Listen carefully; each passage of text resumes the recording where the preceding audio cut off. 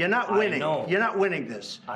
You have a damn good chance of coming out okay because of Mr. us. President. Pertemuan Presiden Donald Trump dan Presiden Ukraina Volodymyr Zelensky di Gedung Putih berakhir ricuh. You don't have the cards right now. You're gambling with the lives of millions of people. You're gambling with World War III.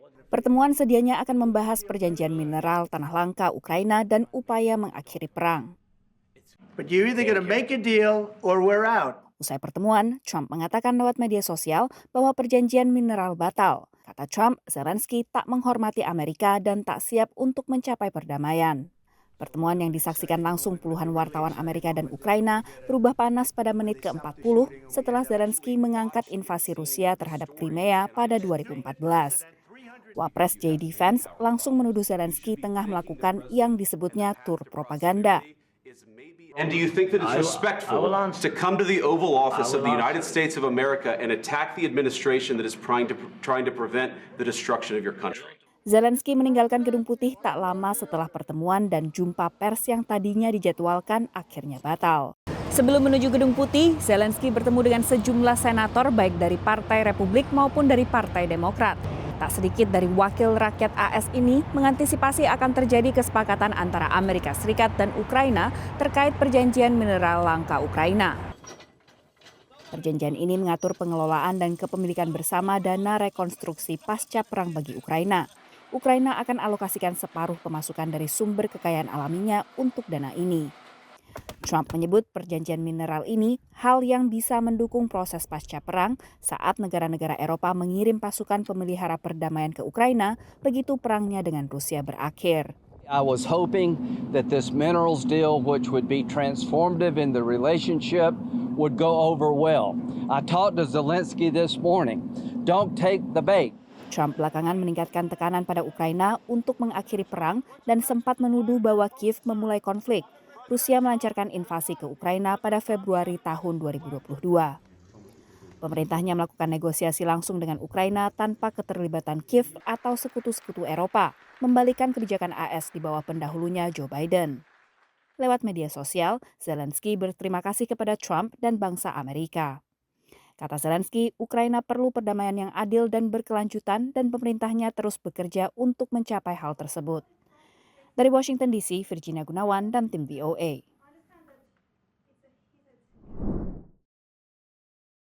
Raksasa komputer dan ponsel Apple mengumumkan investasi sebesar $500 miliar di Amerika Serikat selama 4 tahun ke depan. Investasi antara lain digunakan membangun pabrik di Houston, negara bagian Texas, untuk membangun peladan teknologi kecerdasan buatan. Investasi Apple di dalam negeri diproyeksikan menciptakan 20.000 lapangan kerja baru. Pengumuman Apple ini tak lama setelah pertemuan pimpinan perusahaan ini Tim Cook dengan Presiden Donald Trump. Yesterday I had Tim Cook in the office from Apple. He's investing hundreds of billions of dollars. Apple menjadi salah satu perusahaan besar AS yang baru mengumumkan investasi dan penciptaan lapangan kerja secara domestik. We're going to have a lot of chip makers coming in, a lot of automakers coming in. Presiden Trump sendiri akhirnya meningkatkan tarif atas impor dari Tiongkok, perkembangan yang bisa meningkatkan ongkos produksi bagi perusahaan-perusahaan Amerika yang masih bergantung pada pabrik di Tiongkok. iPhone dan produk elektronik lainnya dari Apple banyak diproduksi saat ini di Tiongkok, yang juga membuat sejumlah komponennya. Tapi dalam beberapa tahun terakhir telah terjadi perpindahan produksi ini dari Tiongkok ke sejumlah negara lain, termasuk Vietnam dan juga India. Sebagian analis mencermati diversifikasi rantai pasok Apple ke Amerika Serikat tak sepenuhnya akibat tarif pemerintahan Trump terhadap Tiongkok. I mean, they are now have been for some years in the process of moving production away from China anyway, pre-tariff. There's still a substantial amount in China, but there's a trend here that's clear, and I think that Apple will continue that. Tapi dengan investasi di dalam negeri, perusahaan ini mengisyaratkan sinergi dengan prioritas pemerintahan Trump untuk mengutamakan penciptaan lapangan kerja di Amerika. They're just taking the opportunity to use, the press releases to try to just get some more public exposure for a lot of things they were already spending, and obviously align well with kind of a pro-US policy. Selain Texas, investasi Apple juga menjangkau negara bagian Arizona, California, Iowa, Michigan, Nevada, North Carolina, Oregon, dan Washington. Apple juga akan menggunakan chip dari perusahaan semikonduktor Taiwan TSMC yang diproduksi di Arizona. Dari Washington DC, Nova Purwadi dan tim VOA. Di tengah keresahan kebijakan deportasi massal imigran tanpa status hukum tetap Amerika, diaspora Indonesia menyampaikan protes terhadap kebijakan pemerintah Indonesia yang membatasi perpanjangan paspor untuk imigran tanpa dokumen. Imigran Indonesia yang tak miliki izin tinggal atau visa di Amerika hanya bisa memperoleh surat perjalanan laksana paspor atau SPLP. Protes ini disampaikan melalui tokoh Indonesia di New York yang kini telah memegang kewarganegaraan AS, Syamsi Ali. Melalui yayasannya Nusantara Foundation, Syamsi Ali kirim surat permohonan peninjauan kembali kebijakan tersebut. SPLP itu kan sebenarnya surat untuk perintah jalan pulang sih. Jadi diberikan ketika sudah akan pulang. Nah ini kan bisa menjadi kecurigaan teman-teman kita, ini jangan-jangan ada kolaborasi sebenarnya dengan pemerintah setempat untuk mendeportasi saudara-saudara kita yang ilegal. Gitu ya. Jadi SPLP bukan solusi dan itu juga bukan pengganti paspor yang akan diakui dalam negara Amerika. Kedutaan Besar Republik Indonesia di Amerika Serikat sebut pemerintah telah terima surat Syamsi Ali dan tengah dalam proses diskusi internal. Kami mencatat kekhawatiran dan juga masukan dari diaspora kita di Amerika Serikat terkait hal ini yang kalau tidak salah hal ini sedang dibahas begitu ya. Semoga kita bisa mendapatkan suatu solusi yang juga mengedepankan dan melindungi kepentingan WNI diaspora Indonesia di Amerika Serikat dan di seluruh dunia begitu. Per bulan Mei 2025 ini pemirsa, pemerintah Amerika Serikat perketat aturan perjalanan pesawat terbang domestik. Penumpang wajib melampirkan Real ID atau identitas resmi yang dikeluarkan negara bagian seperti SIM dan juga KTP. Bagi warga imigran tanpa dokumen izin tinggal tetap, paspor jadi satu-satunya identitas resmi yang bisa digunakan untuk berpergian. Analis juga mengkhawatirkan status dan konsekuensi hukum diaspora tak berpaspor jika terdampak deportasi. Jadi ketika seseorang tidak memiliki paspor, tidak memiliki identifikasi kewarganegaraannya, itu sama seperti negara yang stateless.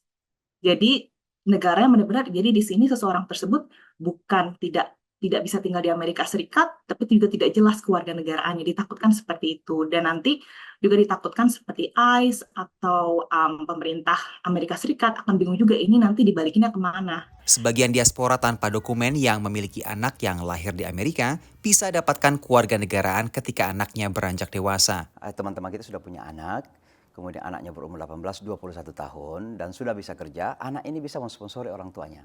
Tapi salah satu persyaratan untuk disponsori kan paspornya masih harus hidup kan. Nah kalau tidak berlaku gimana? Atau misalnya dalam proses dia mencari kerja, tiba-tiba ada satu sponsor yang akan mensponsori dia. Tapi kan persyaratannya paspornya harus berlaku. KJRI New York perkirakan ada sekitar 80.000 WNI di wilayah kerjanya. Sebagian diantaranya adalah imigran tanpa status tetap. Dari New York, Randy Wicaksana, VOA.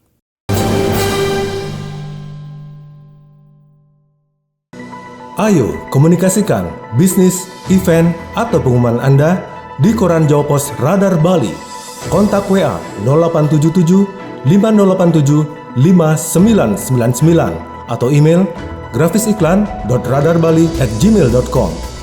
Jawa Pos Radar Bali, lugas dan tuntas.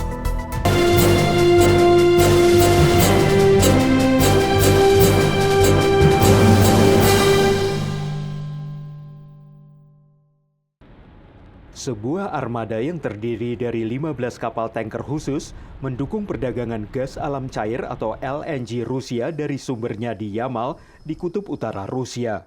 Kapal tanker yang disebut Ark 7 ini dirancang untuk menerobos es di Kutub Utara. Jadi kapal-kapal ini perlu perbaikan dan pemeliharaan rutin. Data pelacakan satelit menunjukkan kapal-kapal itu secara rutin diperbaiki di 2 pelabuhan Eropa, yakni galangan kapal Damen di Brest, Prancis, dan galangan kapal Fayard dekat kota Odense, Denmark. For Russia, if those European shipyards would be off limits, the operation would definitely kind of peter out over several years as the vessels would become more and more unusable. Pemeliharaan tanker ini berlangsung meski Eropa telah berjanji untuk berhenti membeli energi Rusia menyusul invasi Moskow ke Ukraina tahun 2022.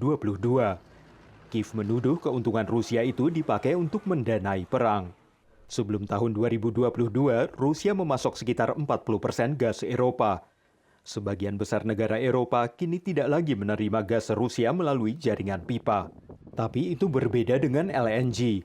Meski Amerika tetap menjadi pemasok terbesar Eropa, sebuah studi baru dari Institut Analisis Keuangan dan Ekonomi Energi menunjukkan impor LNG Uni Eropa dari Rusia naik 18% tahun lalu. So then we started thinking, what's going on? What is happening there? Yamal has contracts with certain companies in Europe. So we see lots of companies involved in all this trade. The issue is that Europe could say something, but these are commercial agreements. These are private companies that it's just business. Bagi beberapa negara Eropa, bisnis itu nilainya melebihi bantuan yang mereka kirimkan ke Ukraina. Spain imported $2.5 billion of LNG from Russia and last year, and they spent $500 million in military aid. Sementara itu, banyak tanker yang mengangkut LNG Rusia dimiliki dan diasuransikan oleh perusahaan-perusahaan Eropa. If the EU were to sanction them, then that definitely cuts into European companies' profits, and there's definitely losses. I mean, that's always what you have to weigh, right? Sanctions do cause economic harm. Tidak ada indikasi bahwa galangan kapal Eropa Damen di Prancis dan Fayard di Denmark telah melanggar sanksi Uni Eropa. Namun galangan Damen mengatakan kepada Financial Times Inggris bahwa tidak ada rencana pemeliharaan lebih lanjut bagi kapal tanker Ark 7 untuk periode mendatang. Dari Washington DC, saya Helby Yohanes dan tim VOA.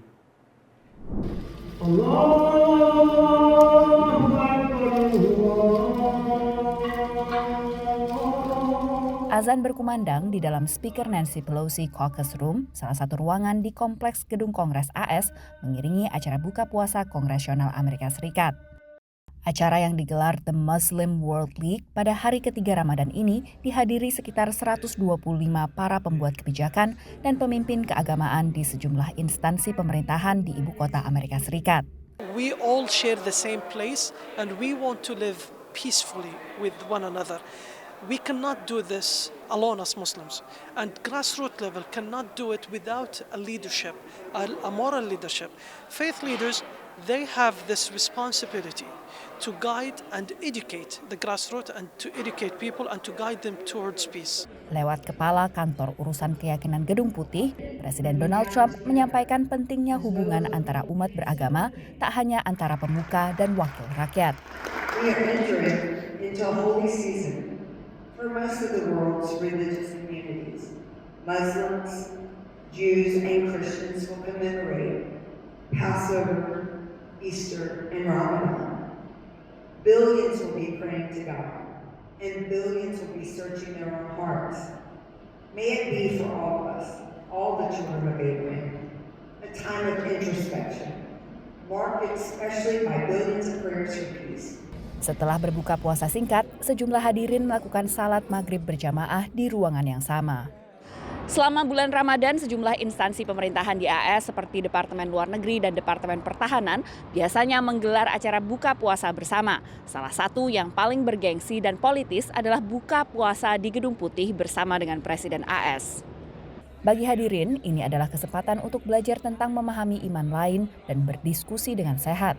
Natasha dan Afi adalah mahasiswa berketurunan Yahudi di Washington DC. Yeah, I mean, I think that in a world in which we are sort of pushed into one box of you have to be pro this and anti this, I think that it's really important to focus on humanity and focus on learning about your neighbors and learning about the people who you think are so different from you. Because if I've learned anything from spending time with my Muslim and Arab friends and people who I've met here tonight is that we share way more in common than we think. This is a unique opportunity because we got to do this in DC, and we had the chance to come here because we're both students here, but not everybody has that opportunity, which is why getting to, first of all, bringing this nationwide, but also getting the opportunity to go to these places and speak to those people and go, across the world and talk to people that grew up in a different place than you. and see that they really share so many of the same value systems and so many of the same belief systems. Tampak hadir dalam iftar ini adalah anggota Komisi 8 DPR RI Erwin Aksa yang melihat adanya kesempatan untuk saling belajar terkait toleransi. Mereka membuat klub atau sebuah kelompok yang tentunya ingin menjaga perdamaian, yang ingin menjaga bagaimana Amerika tetap bisa menjadi bisa unite ya. Dan Indonesia sendiri kan kita punya diversity yang besar, tentunya kita harus jaga semuanya, dan alhamdulillah kita bisa memperlihatkan kepada dunia bahwa Indonesia memiliki kemampuan untuk menjaga perbedaan itu. Sebelumnya pada awal Ramadan, Trump menyampaikan salam bagi warga Muslim AS dan berkomitmen untuk menegakkan kebebasan beragama di Amerika Serikat.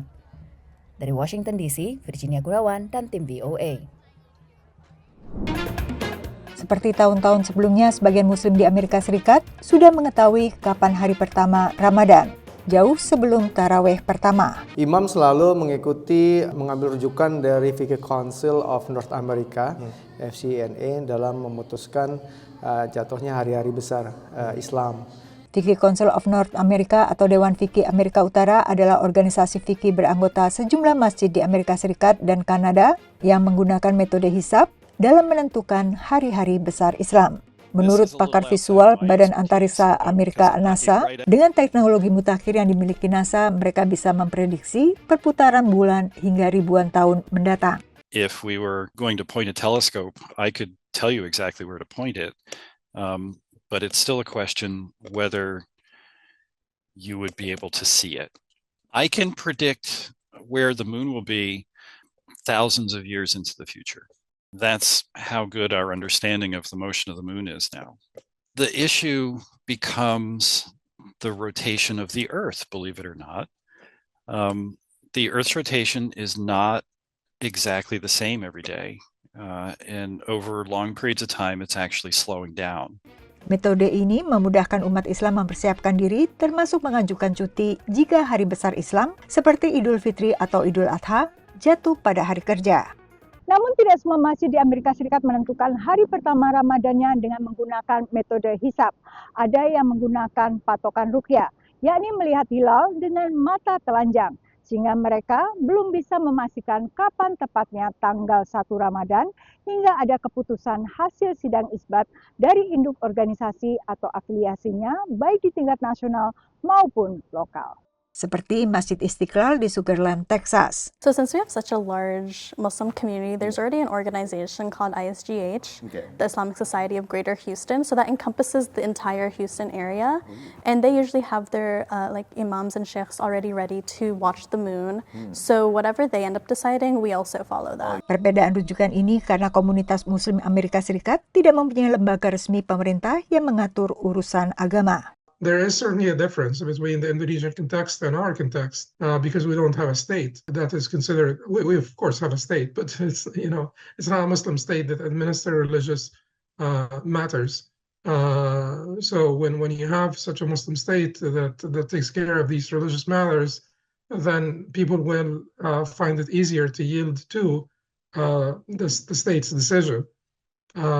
Here, there is no particular entity that would comfortably say we represent the Muslims. Perbedaan dalam penentuan hari Ramadan Amerika menurut ahli fikih bukan isu mendasar yang bisa membatalkan ibadah. I believe it's an excusable disagreement, meaning that we can disagree and not create any sort of contentious environment before the beginning of Ramadan and to try to yield each other. Menurut Imam Al-Hajj, ada kemungkinan tahun ini hasil sidang isbat sama dengan keputusan hisab, yakni 1 Ramadan jatuh pada 1 Maret hari Sabtu. Karena tanggal 28 Februari adalah tanggal 29 Sa'ban. Dari Washington DC, demikian laporan tim VOA. Ramadan tahun ini menjadi yang pertama bagi komunitas Muslim di Altadena, California, tanpa dipusatkannya kegiatan di masjid mereka, Masjid Al-Taqwa. Masjid ini terbakar habis akibat kebakaran yang melanda Altadena dan wilayah sekitar Los Angeles lainnya pada awal Januari. Ramadan has come to our minds It is in a couple of weeks, and we've definitely thought of where we will be spending it because Masjid Al-Taqwa is no longer, right? But the people are there. People are there, the community is there. Menjelang Ramadan, jemaah Masjid Al-Taqwa berkumpul dan beribadah di ruang serbaguna Sekolah Islam New Horizon di Pasadena, kota yang tak jauh dari Altadena. Farzana adalah salah satu jemaah yang rumahnya terbakar habis saat Karhutla. I just grabbed some essentials of the kids for the night, and I'm wearing my home clothes, and he's wearing his home clothes, and we're like, well, we're just gonna go to his parents. We'll spend the night watching the news anyways.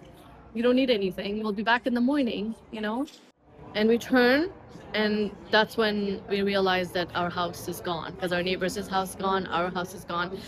I go completely ballistic. I'm just, those moments were just like, I was, obviously he's very hysteric. Meski tak lagi memiliki masjid fisik, Farzana tetap bersyukur. I absolutely love our communal sense, the support, the spiritual support, the emotional support, the mental support. Masjid Al-Taqwa sendiri sebelumnya telah berdiri lebih dari 40 tahun dan melayani umat Islam di kawasan Altadena dan Pasadena. Penggalangan dana untuk pembangunan kembali masjid diluncurkan di situs urun dana Muslim Launch Good. Dan memasuki Ramadan, target penggalangan $1 juta telah hampir tercapai. Kebakaran Altadena pada Januari lalu merupakan kebakaran dengan tingkat kerusakan terparah terbesar kedua dalam sejarah modern California setelah kebakaran Camp Fire pada tahun 2018. Lebih dari 9.000 bangunan terbakar, termasuk rumah, fasilitas umum, dan juga tempat peribadatan. Sementara itu, Masjid At-Thohir adalah masjid milik komunitas Muslim Indonesia di kota Los Angeles. Sejumlah jemaah rumahnya juga terdampak karhutla. Ya, betul. Ada beberapa. Ada 2 yang Muslim WNI dan juga ada 1 yang Muslim tapi non-WNI. Kebetulan teman saya, teman dekatnya. Yang orang apa itu? Aslinya orang Itali, tapi Itali American, mu'alaf. Kegiatan bulan suci Ramadan di Masjid At-Thohir berlangsung seperti tahun-tahun sebelumnya. Tapi masjid ini juga menggalang dana tak hanya bagi jemaah yang terdampak, tapi juga warga lokal secara umum. Alhamdulillah dari Masjid At-Thohir kami ada penggalangan dana, kontribusi dari masyarakat lewat grup WA. Pengurus dan jemaah Masjid At-Thohir juga aktif terlibat penggalangan bantuan pasca karhutla yang dikoordinasikan lewat organisasi amal Islamic Relief. Dan ditujukan tak hanya bagi komunitas Muslim, tapi juga warga Altadena dan wilayah lainnya di Los Angeles County yang terdampak. Dari Los Angeles, California, Aryatno Budianto, Dania Iman, Irfan Ihsan, dan tim VOA.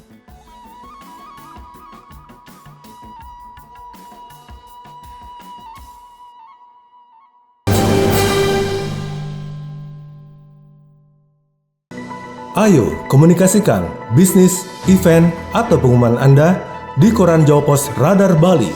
Kontak WA 0877 5087 5999 atau email grafisiklan.radarbali@gmail.com.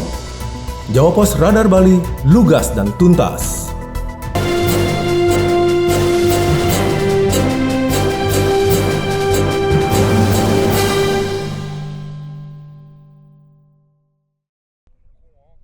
Resiliensi Hollywood menjadi salah satu tema besar penyelenggaraan penghargaan Oscars tahun ini, mencerminkan resiliensi industri film menurut seorang kritikus film yang tinggal di Los Angeles, negara bagian California. Survival is the mood this year. Survival will be the theme, standing up strong here on the heels of the fires in the Palisades, in Pasadena, Altadena, the Eden area where I live. I think survival is going to be the theme. Kebakaran besar di sekitar Los Angeles menjadi cobaan terakhir bagi Hollywood, pusat industri perfilman dunia yang sebelumnya terguncang pandemi COVID hingga mogok massal pekerja film dan TV. Serikat Pekerja Teknisi Belakang Layar, International Alliance of Theatrical Stage Employees, disingkat IATSE, menyediakan bantuan bagi anggotanya, termasuk Dutch Merrick, seorang pekerja prop yang rumahnya hangus terbakar di Altadena. It gave us an opportunity to just find some basics and to find some dignity. And the people that have volunteered here have been really inspiring. Di luar bencana alam, pandemi, dan mogok massal, Dutch sendiri sebelumnya sudah kesulitan bertahan. Insentif pajak relatif baru membuat banyak produksi film dan TV beralih ke negara bagian lain seperti New Mexico dan Georgia. Tapi ia tetap optimistis. There's 100 years of filmmaking in Hollywood. We have generations of people that work at all levels of the film business. Nobody does better what Hollywood does best. If they give us the opportunity and they give us shows that we can produce here, we're going to make that magic happen. Sementara pengurus Serikat Pekerja bersiap mengencangkan ikat pinggang. So there was actually a pause of a lot of productions for about 2 or 3 weeks during the wildfires. In general, the industry is in a contraction period, and it's slow compared to the past 7 years. But this was something we were warned about by the studios. They said they were going to make less product. And so that's what we're experiencing now. Satu indikator beralihnya produksi film ke luar Hollywood adalah di antara 10 film yang memperoleh nominasi Piala Oscars untuk film terbaik tahun 2025, tak satu pun lokasi syutingnya di Hollywood. Film musikal Wicked misalnya direkam di London, Inggris, dan sejumlah pelaku industri perfilman mendesak agar produksi kembali ke California. Menurut survei yang diselenggarakan konsultan ProdPro terhadap para eksekutif perfilman, California bahkan tak masuk dalam 5 besar lokasi syuting film favorit. Para eksekutif film memilih lokasi lain seperti lokasi di Kanada, Australia atau Inggris, juga Eropa Tengah, dan California hanya menempati posisi ke-6. Dari Washington DC, saya Nova Purwadi dan tim VOA. Dibuka awal Januari tahun ini, Ummah Market punya moto makanan lebih baik, hidup lebih baik. Supermarket berlabel halal ini didirikan oleh 3 bersaudara dari Afghanistan yang hijrah ke Amerika. So our main customers are the Muslim community as Ummah, but since we have vegetables and fruits and beans and meat and cooked food, bakery, and we have a big kitchen where we cook fresh food, so that's why we are catering to everybody, bringing fresh food to the market so people have access to the fresh food. Banyak warga Muslim berbelanja ke sini untuk membeli produk untuk keperluan buka puasa. But I did buy something. I mean, I'm buying stuff for myself, but there's a few students that they are in Massachusetts. I send them. The first thing is dates and honey and cookies that they can have for iftar and all of that. I already shipped it to them. And I'm buying stuff, more cookies for them to send frequently for them. And I'm buying stuff for Ramadan and Iftar. Sementara Laufna yang asal Maroko membeli daging halal. This is for Ramadan. Oh yeah. Yeah, because in Ramadan we make a lot of food. Not a lot of, but can you have many family? Can you make many food? I have 2 daughters. One have 5 years and one it's baby, and me and my husband. Ummah Market menjual beraneka produk halal dari berbagai negara, terutama Afghanistan, Turki, negara-negara Timur Tengah, dan juga dari Indonesia. You get $9.99 oil, yeah, Indomie. That's from Indonesia. So if you see that one's $19.99, it's very hard to get that price. Dan bagi yang tidak sempat memasak untuk berbuka, di sini juga tersedia makanan dimasak yang siap santap. As I said, we make everything fresh here every day. So food, and then if you see there, we have doner kebab, which is a lot of people call it shawarma, but in Turkish we have doner kebab, so we can make different types. This is mixed type of foods like Afghani and Turkish. Supermarket halal seperti ini sudah cukup banyak di Virginia Utara. Sebagai pemain baru, kata Jawad, Ummah Market masih berusaha menarik pelanggan datang ke sini. Sima Kolkin sudah keempat kalinya berbelanja di sini. The price is wonderful. It's much cheaper. Cleanliness and friendliness. And also the ready food that they have here. It's amazing. Jawad sendiri mengaku persaingan memang cukup ketat. Namun ia percaya Ummah Market akan punya masa depan karena selain menghadirkan supermarket halal dengan sentuhan modern dan harga terjangkau, ia juga menerapkan moto bahwa pembeli adalah raja. My message to our customer is that we are working day and night, and hopefully to make things better for you.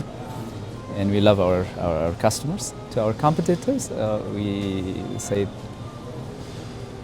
we're here to work together, and we're here to do better for our customers. Dari Fort Church, Virginia, Supriyono, Virginia Gunawan, dan Taris Hirsiman, VOA. I'm anxiety. Inside Out 2 menjadi film berpenghasilan terbesar sepanjang 2024. Film ini meraih $653 juta di box office domestik dan lebih dari $1 miliar dari bioskop di luar Amerika Serikat dan Kanada. Do you need assistance? Wild Robot juga menjadi salah satu film sukses sepanjang tahun yang sama. Tapi Wild Robot maupun Inside Out kedua tak masuk dalam nominasi Piala Oscar untuk film terbaik. In general, animation is just in its little corner on its own, but we'd love to champion it to be considered for best film, of course. Yeah. In fact, when we made Chicken Run in 2000, there was no animated feature category. We got nominated for a Golden Globe. There was a category in the Golden Globes, but not in the Oscars. Piala Oscar untuk kategori film animasi terbaik sendiri baru mulai diberikan pada 2002. Sepanjang sejarah Oscar selama hampir 1 abad, hanya 3 film animasi pernah dinominasikan untuk film terbaik. Diawali dengan Beauty and the Beast pada 1992, lalu Up, kemudian Toy Story 3. Saat penganugerahan Academy Awards tahun 2023, sutradara Guillermo del Toro mendesak penyelenggara Oscars untuk membuka kesempatan bagi film animasi menjadi film terbaik, karena menurutnya animasi adalah bagian industri film. I think what people often don't understand is that animated films, even ones made with computers, are handmade. And the same decision-making goes into those kind of films, in fact, even more so than like live action. Because you don't get anything by accident or by happenstance. You have to plan everything. So I would love to see it, but, obviously I don't get to call that stuff. Robot recharge time. Tapi sutradara film animasi menyadari tema humor dan juga stereotip animasi sebagai film untuk anak juga menghalangi apresiasi terhadap film seperti ini. In part, animation does it to itself. We keep making movies with fart jokes and whatever, low humor, which I love too. I love low humor. But I think there is a certain caliber that people are looking for in a best picture. And so, we got to step it up. We're very careful when we make these, that they speak to people at different levels all the time. We never specifically make a film for one particular group of people. We make them for everyone. Tapi pembuat film animasi masih optimistis. I think more and more that we're being considered in that area. It's a little bit of a glass ceiling for us. We'd love to break through that a little bit more often. Dari Washington DC, Nova Purwadi dan tim VOA.